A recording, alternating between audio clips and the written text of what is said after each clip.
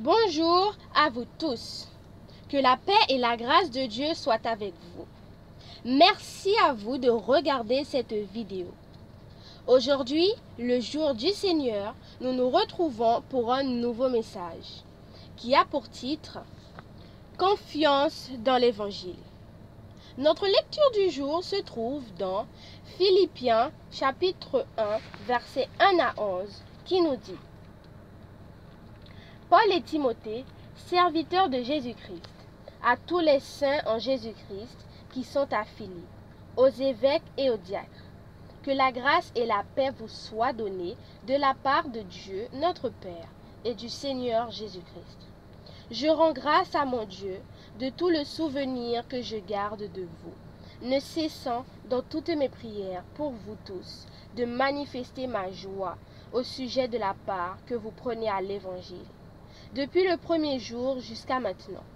Je suis persuadé que celui qui a commencé en vous cette bonne œuvre la rendra parfaite pour le jour de Jésus-Christ. Il est juste que je pense ainsi de vous tous, parce que je vous porte dans mon cœur, soit dans mes liens, soit dans la défense et la confirmation de l'Évangile.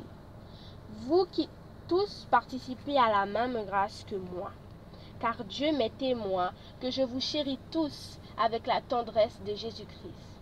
Et ce que je demande dans mes prières, c'est que votre amour augmente de plus en plus en connaissance et en pleine intelligence, pour le discernement des choses les meilleures, afin que vous soyez purs et irréprochables pour le jour du Seigneur.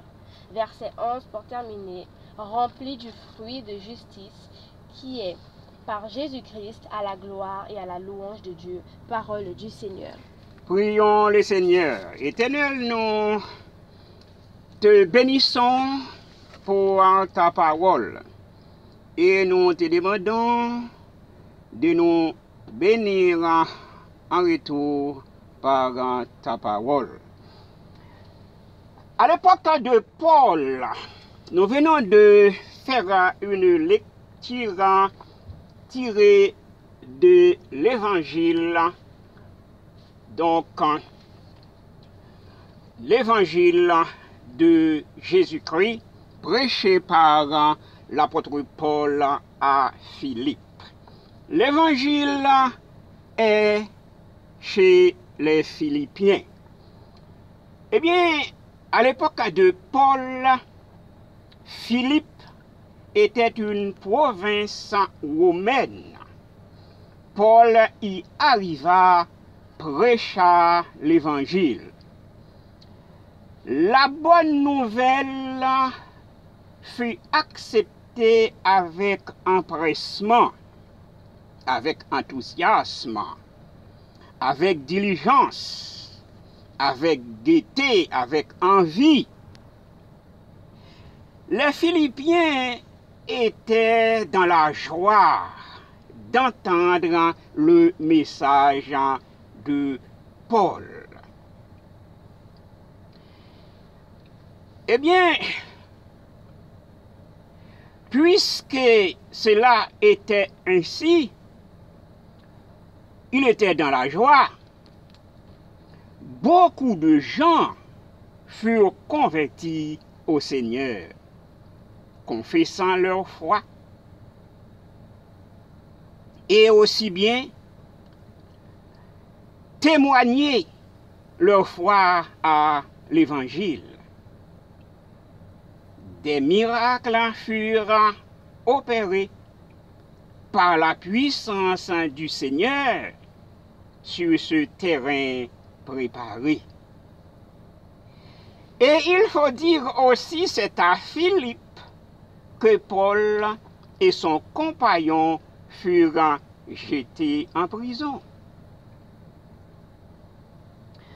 Comme on remarquait en Paul et son compagnon une extraordinaire puissance, ils furent emprisonnés, enchaînés, surveillés au fond de la prison.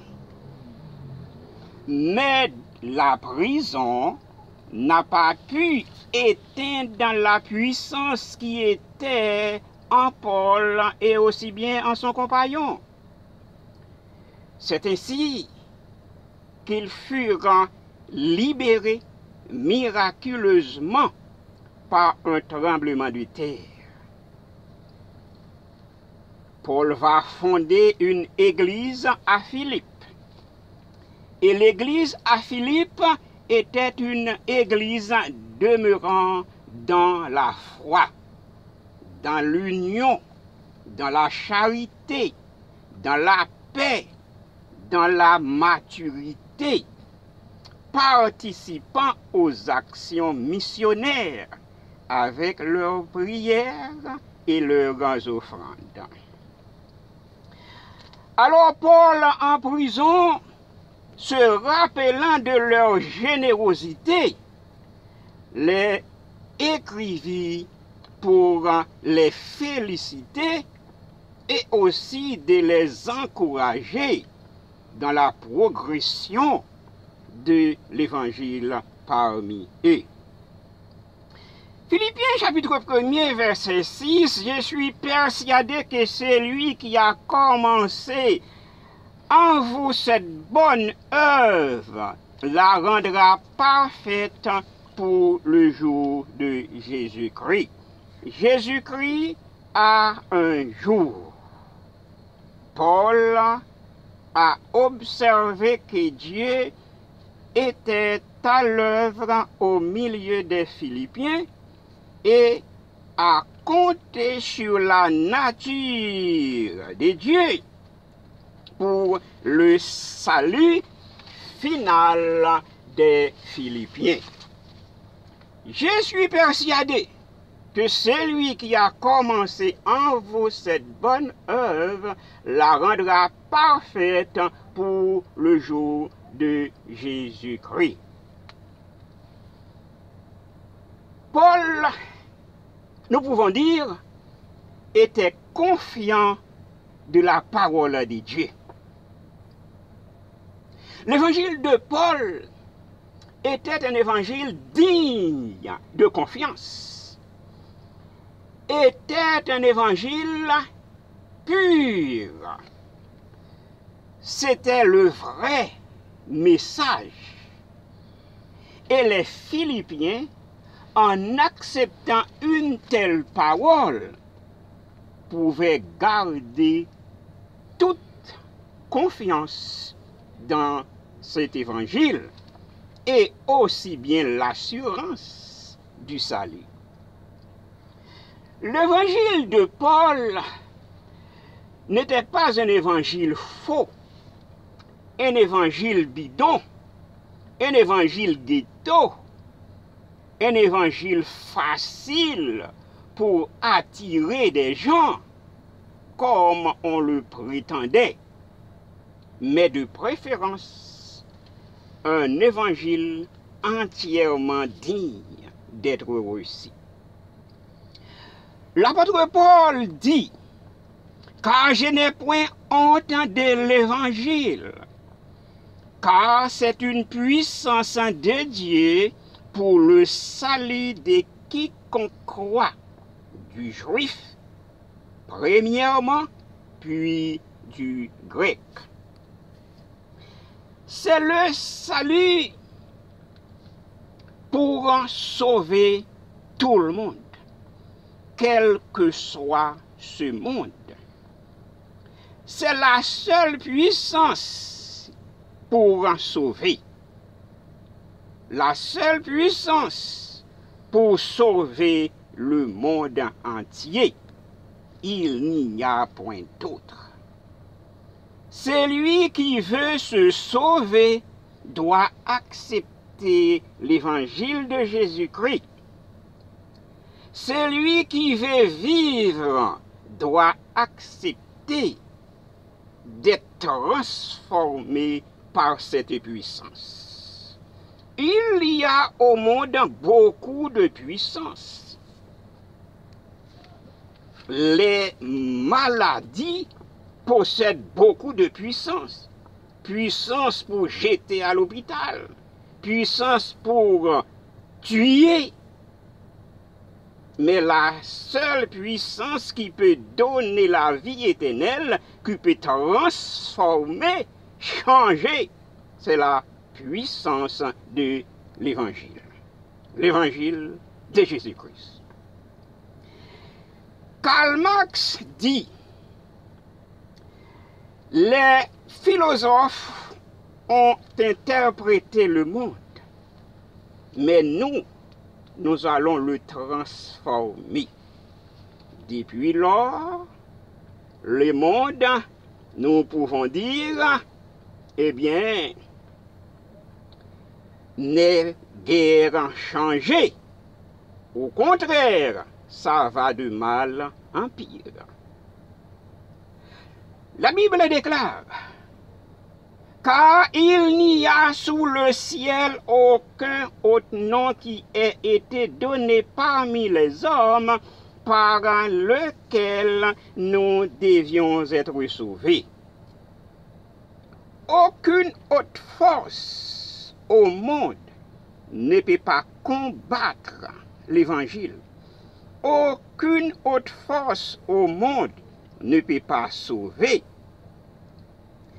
L'Évangile, c'est la plus grande force que le monde n'ait jamais connue.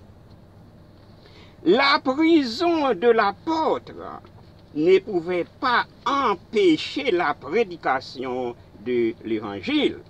Au contraire, son emprisonnement tournait à l'avantage de l'Évangile. C'était une opportunité pour rencontrer les hauts placés. C'était une opportunité pour atteindre César, pour prêcher l'Évangile à César, pour prêcher l'Évangile à l'entourage de César. Le chrétien doit pouvoir transformer les oppositions, les moments difficiles, les épreuves, les difficultés en opportunité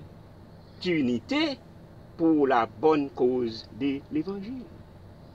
Les chrétiens n'ont pas à baisser les bras, à abandonner, à jeter la manche, à prendre la fuite, mais plutôt à combattre le bon combat. Il n'y a pas de défaite pour le chrétien. Il y a toujours victoire. L'apôtre Paul, en se présentant devant César, dit, je n'ai point honte de l'Évangile. Qu'est-ce qui se passait à ce moment-là? À ce moment-là, les chrétiens étaient persécutés. Les chrétiens étaient humiliés. Les chrétiens étaient maltraités, jetés en prison, brûlés vifs, livrés aux bêtes sauvages, jetés dans l'arène pour combattre avec les gladiateurs, pour combattre avec les bêtes sauvages, les lions, et j'en passe. Eh bien, si l'Évangile était une humiliation pour César, eh bien, pour l'apôtre Paul, c'était une puissance pour combattre toute ignorance, afin que tout homme soit sauvé. Parole du Seigneur, je vous en remercie. Que Dieu vous bénisse et à une très prochaine vidéo. Au revoir. Nous arrivons au terme de ce message. Merci à vous tous d'avoir été à l'écoute et n'oubliez pas de vous abonner et d'activer la cloche de notification pour ne rater aucune de nos nouvelles vidéos. Que Dieu vous bénisse. Au revoir.